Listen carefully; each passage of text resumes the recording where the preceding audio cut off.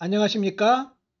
이번에 콜카타의 아폴로 병원에서 Endoscopic Treatment of Gastric Cancer in Korea 라는 제목의 강의를 요청받아 잠시 다녀왔습니다. 일전에 강의해 드렸던 내용과 많이 겹치기 때문에 이번 콜카타 강의에서 어떤 점을 강조해서 설명드렸는지에 대해서만 말씀드리겠습니다.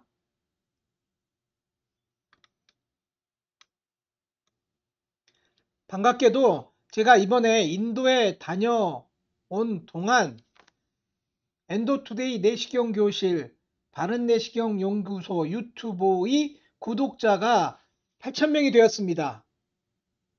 성원해주신 모든 분들께 감사드립니다.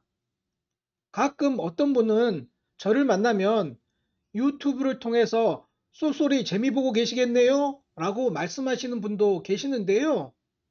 아시다시피 저는 전혀 강의에 광고를 넣지 않고요. 또 풍선 이런 거 받지 않게 되어 있기 때문에 유튜브를 통한 수입은 제로입니다. 다만 제 유튜브를 통하여 여러분들이 내시경 실력을 향상시킬 수 있고 이를 통하여 국민들에게 보다 질 좋은 내시경 시술을 해 드릴 수 있다면 그보다 즐거운 일이 있겠습니까? 저는 어디까지나 봉사활동입니다. 다시는 그런 질문 해주지는 마세요. 먼저 삼성병원의 내시경 및 기타 여러 현황에 대해서 간단히 말씀드렸고요. 외국이었기 때문에 우리나라의 위암, 대장암, 폐암 등등의 치료 성적이 미국의 스탠다드 치료 성적에 비해서 훨씬 좋다. 이 점을 말씀드렸습니다.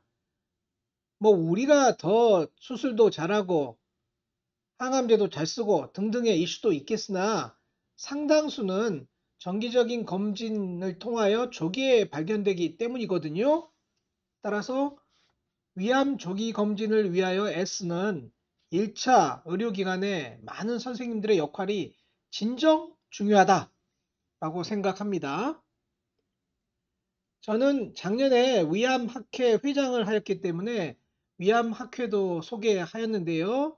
특히 대한위암학회의 공식 저널인 Journal of Gastric Cancer가 영문화한 이후에 급격히 발달하고 최근 임팩트 팩터가 3.8이 되었다는 점 따라서 많은 기고를 해 주십사 부탁드렸습니다. 대한위암학회의 정기학회지에 최근 저희 병원에서도 기고한 내용이 있습니다. 제목이 어려운데요. Pulmonary Tumor Thrombotic Microangiopathy Associated with Gastric Cancer. 도대체 뭔 소리인지 모르겠죠? 위암 환자에서 폐혈관에 엠볼리즘이 생기고 이로 인하여 right heart failure로 사망한다 라는 내용인데요. 드문 컴플리케이션인데요. 그래도 심해 정도를 모아가지고 그 임상상을 보고하였고요. 보만 타입 4가 제일 많았고 이니셜리 이러한 소견을 보이는 환자도 있으나 치료하는 과정에서 시스테믹 메타스타시스를 하는 동안에 발견되는 수가 있습니다. 그림의 소견은 처음 진단된 보만 타입 4였고요. 검사 과정에서 호흡곤란으로 응급실을 내원하셨고 확인해 보았더니 뚜렷한 롱 메타는 없으나 롱에 작은 스캐터드 그라운드 글래스 리존들이 스캐터드 되어 있었고요. 하트에서 에코에서 보시다시피 라이트 벤트룸이 매우 커져 있지 않습니까? 라이트 하트 페일리어 소견이 있어서 항암 치료를 하였고요. 항암 치료 이후에 몇 주밖에 생존을 못 하시더라고요. 이런 무서운 병을 모아서 정리하여 발표한 바 있습니다. 대한위암학회의 공식 학회는 킹카인데요. 저는 세계에서 가장 좋은 위암 관련 국제학회라고 생각합니다. 물론 일본의 위암학회가 매우 역사가 깊고 훌륭하긴 한데 그 학회는 일본어 학회이거든요. 동양인들이나 접근 가능하지 서양인들은 접근할 수 없는데요. 우리나라 학회는 영어로 진행하는 학회로 오래전에 결정했기 때문에 보시는 바와 같이 다양한 나라의 다양한 사람들이 참여하고 있고요.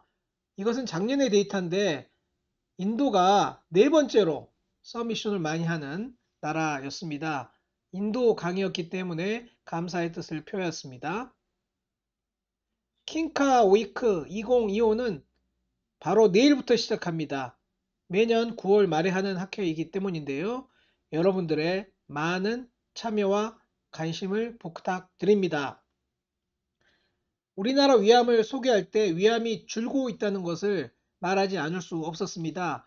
헬리코박터 제균 치료가 가장 중요한 원인이었고 생활 습관의 변화도 관여되어 있을 거고 냉장고의 보급 등도 관여되어 있을 것인데 여하튼 Age Adjusted Gastric Cancer Incidence Rate가 지난 20년 동안 30% 줄었다는 게 명확한 사실이고요.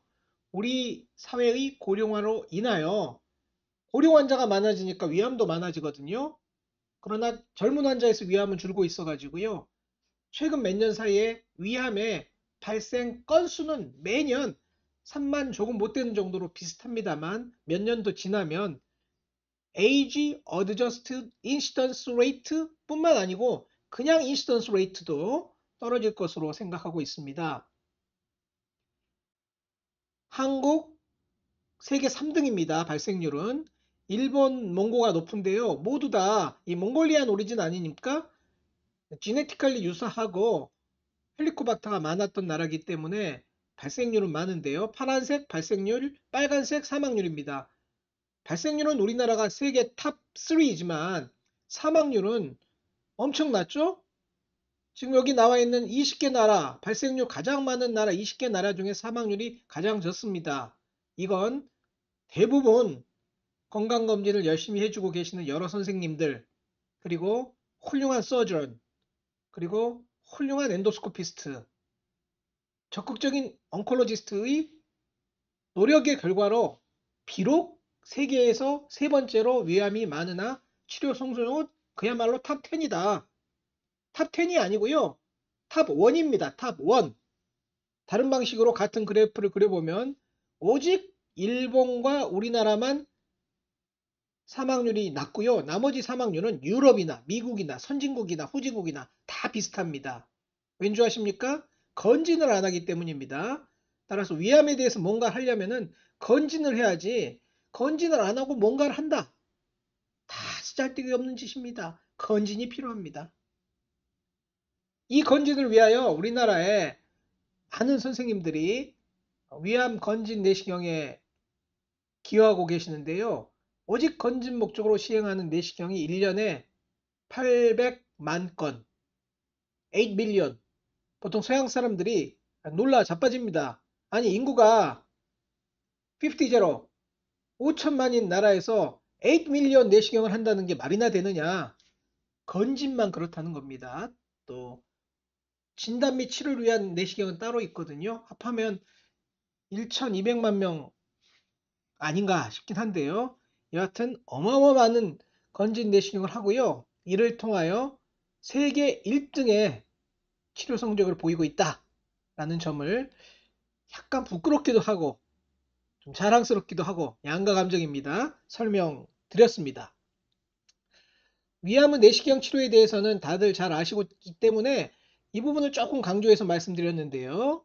45세 여성이 하이바디 포스트 월의 병소가 있어서 수술을 했습니다. 이게 옛날 스타일인데요. 최근에는 좀 더 작은 플랫한 타입의 시그널 립스텍 카시노마가 위에서 발견되면 내시경 치료도 하고 있다. 그러나 이 결과가 아직 명료하지 않거든요. 이 환자의 경우에는 라미나 프로프리아의 상방에 국한된 시그널 링셀 칼시노마였기 때문에 그야말로 예후가 가장 좋은 타입이고 치료한 지 오래되었지만 아직 아무 문제도 없습니다만 늘 걱정입니다. 몇 년 전에 저희 병원 웩 아산병원 선생님께서 아산병원 선생님인 것 같습니다. 국내 여러 병원의 치료 성적을 후향적으로 모아서 살펴보았는데요. 사망률은 ESD가 높았습니다. 수술보다. 이거는 조기위암이었기 때문에 ESD나 수술이나 사망률이 높기는 좀 어렵거든요. 단 건강 상태가 나빠서 수술을 하기 어렵다고 판단했던 환자에서 마지못해 ESD를 했기 때문에 위암 때문에 돌아가신 게 아니고요. 언더라인 디지즈가 나빴기 때문에 돌아가셨다는 것입니다. 이거를 입증하는 것은 프로펜서티 스코어 매칭을 해보면 리스크 팩터를 보정하면 사망률의 차이가 없었습니다. 그런데 늘 걱정스러운 점이 하나 있는데요. 왠지 모릅니다. 일본에 비해서 우리나라에서 시행된 연구 결과가 미분화 조직형 위암의 림프절 전이 개수가 좀 더 많습니다. 이번 연구에서도 2명은 메타스타시스를 보였기 때문에 ESD 이후에 전이가 있었다고 치고 수술하고 전이가 없었던 환자에서 분명 내시경 치료에 적응증으로 판단되었으나 단지 옛날이었기 때문에 수술했던 그 환자들 중에 6명이나 림프절 전이가 있었고요. 그 중에 2명은 T1A,